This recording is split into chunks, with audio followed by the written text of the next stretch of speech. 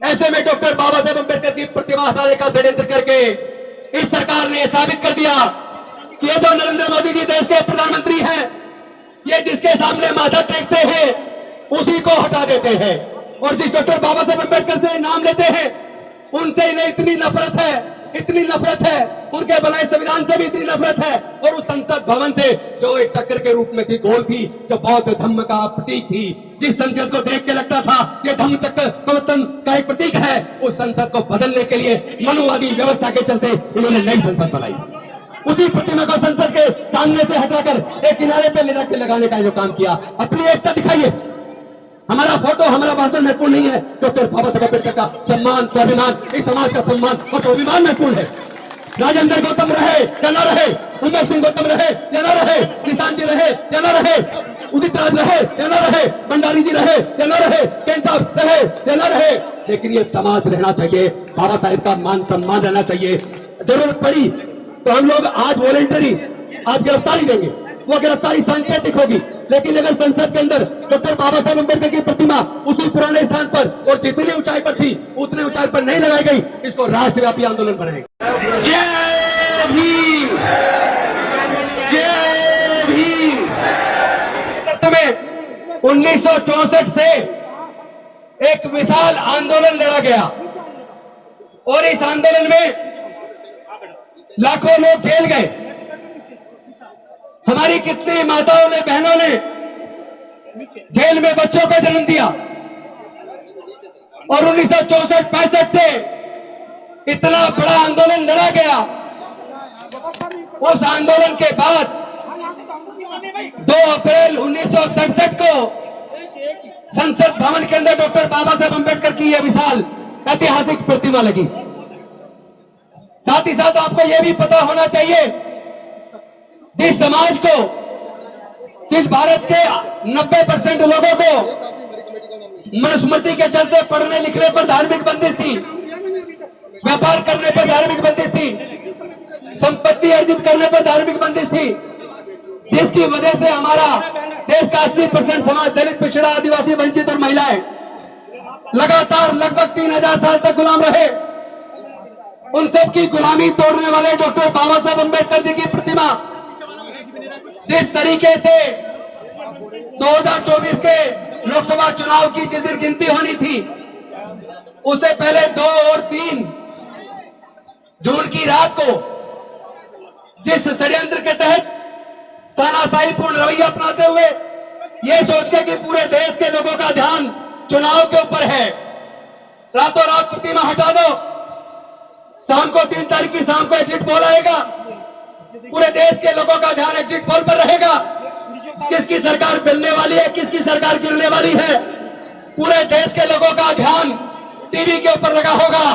ऐसे में डॉक्टर बाबा साहेब अम्बेडकर की प्रतिमा हटाने का षड्यंत्र करके इस सरकार ने साबित कर दिया कि ये जो नरेंद्र मोदी जी देश के प्रधानमंत्री हैं, ये जिसके सामने माथा टेकते हैं उसी को हटा देते हैं।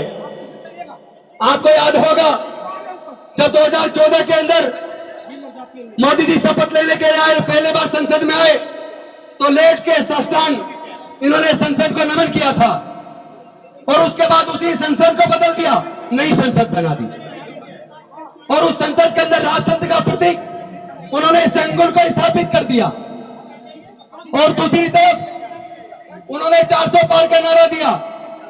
उनके सांसदों ने, उनके नेताओं ने कहा कि संविधान को बदलना है तो मैं 400 पार सीटें जिता के दूं। पूरे देश के अंदर जो समतावादी विचारधारा वाले लोग हैं, जो पूरे साहू अम्बेडकर की विचारधारा को मानने वाले लोग हैं, वो लोग लामबंद हुए, इकट्ठे हुए। उन्होंने कहा किसी भी कीमत पर डॉक्टर बाबा साहेब अम्बेडकर के बनाए संविधान के साथ हम खिलवाड़ नहीं होने देंगे, भारतीय जनता पार्टी को बहुमत में नहीं आने देंगे। मैं धन्यवाद करूंगा अपने समतावादी विचार वाले पूरे साहू अम्बेडकर को मानने वाले लोगों को। उन्होंने केंद्र सरकार को पूर्ण बहुमत से सत्ता में आने से रोक दिया, वरना जिस संविधान को माथे से लगा रहे थे उस संविधान को भी ये लोग बदल देते। और जिस डॉक्टर बाबा साहेब अम्बेडकर से नाम लेते हैं उनसे इन्हें इतनी नफरत है, उनके बनाए संविधान से भी इतनी नफरत है, और उस संसद भवन से जो एक चक्र के रूप में थी, गोल थी, जो बौद्ध धम्म का प्रतीक थी, जिस संसद को देख के लगता था ये धम्मचक्र प्रवर्तन का एक प्रतीक है, उस संसद को बदलने के लिए मनुवादी व्यवस्था के चलते इन्होंने नई संसद बनाई। उसी संविधान को बदलने के लिए इन्होंने पहले तो सोचा कि हमारी सरकार बनने वाली है, डॉक्टर बाबा साहब अम्बेडकर एक आंदोलन का प्रतीक है, इशारा कर रहे हैं अपने भविष्य का फैसला करना है तो इस संसद में आकर कब्जा कर लो। उसी प्रतिमा को संसद के सामने से हटाकर एक किनारे पे ले जाकर लगाने का जो काम किया 13 प्रतिमाओं के साथ, ये बहुत बड़ा धोखा देश की जनता के साथ है, देश के दलितों के साथ है, देश के पिछड़ों के साथ है, देश की महिलाओं के साथ है, देश के आदिवासियों के साथ है, देश के समता, स्वतंत्रता, बंधुता और न्याय के मानने वाले लोगों के साथ है। ये अभी तो एक लड़ाई है, आगे और लड़ाई है। लेकिन ध्यान रखना, जो समाज डिसिप्लिन नहीं होता, जो समाज बिखरा हुआ होता है, उसका हमेशा नाजायज फायदा उठाया जाता है। जिस प्रकार तमाम संगठन इकट्ठे होकर आज बाबा साहब के सम्मान में इकट्ठे हुए हैं, लेकिन जिस तरह का अनुशासनहीनता यहाँ दिख रही है, मंच के ऊपर भी कुछ लोग अनुशासनहीनता कर रहे हैं, ऐसे लोगों की वजह से हमारे समाज की गरिमा गिरती है, हमारी एकता तार-तार हो जाती है। मैं निवेदन करना चाहूंगा मंच पर खड़े लोगों से, शांति बरते। अगर तुम लोग अनुशासन मेंटेन नहीं कर सकते तो ये लोग आके अपना आप अनुशासन कर देंगे। अच्छी बात नहीं है ये। अपनी एकता दिखाइए।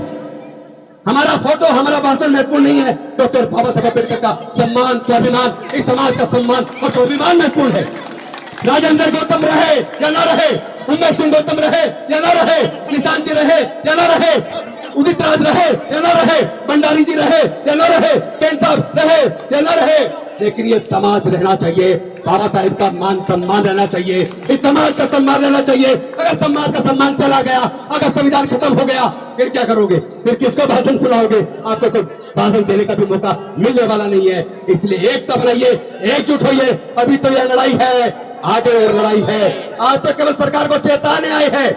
इस प्रोग्राम के बाद जरूरत पड़ी तो हम लोग आज वॉलेंटरी आज गिरफ्तारी देंगे।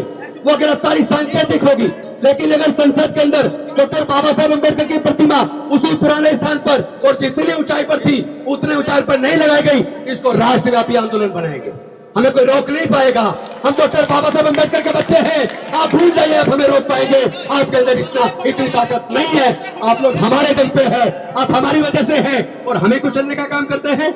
आपने शिक्षा को इतना महंगा कर दिया ताकि हमारे समाज से शिक्षा छीन जाए।